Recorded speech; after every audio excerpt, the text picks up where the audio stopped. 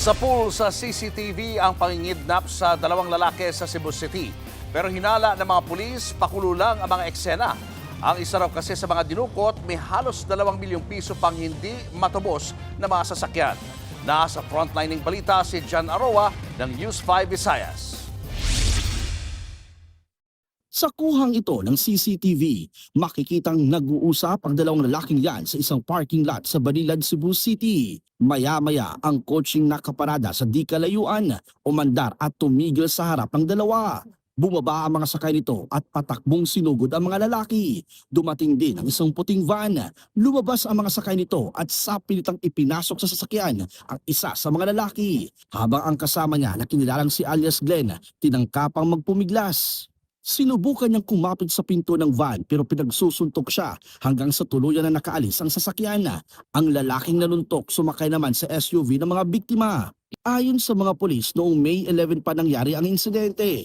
Ligtas na ngayon si alias Glenn. Nakita siya 3 oras matapos ang insidente sa isang highway sa Naga City. Blindfold man siguro siya. Binblindfold siya. Wala na siyang alam kung nasaan siya. Ibinaba na lang siya sa isang area tapos doon sa loob ng van siya pinagbubugbog. Pagdating niya rito, may mga sugat at pasana siya sa mata. Ang biktima, kinuha ang mga gamit niya. Mga cellphone, relo, passport at iba pang mga ID.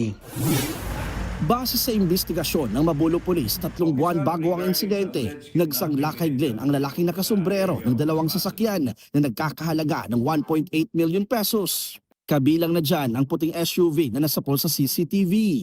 Nang magkasingilan na, wala raw maibigay ang lalaki. Dito na nangako ang nagsangla na mag-aabot muna siya ng 150,000 pesos sa interes kapalit ng puting SUV. Hanggang sa nagkasundo ang dalawa na magkita sa parking lot kung saan nangyari ang pangingidnap. Pero kaning duha ka sakyanan, ako Ang usapan doon ng biktima at ng lalaki, kukunin muna ng lalaki ang 2 sasakyan na sinangla niya sa biktima para maghanap siya ng ibang financer.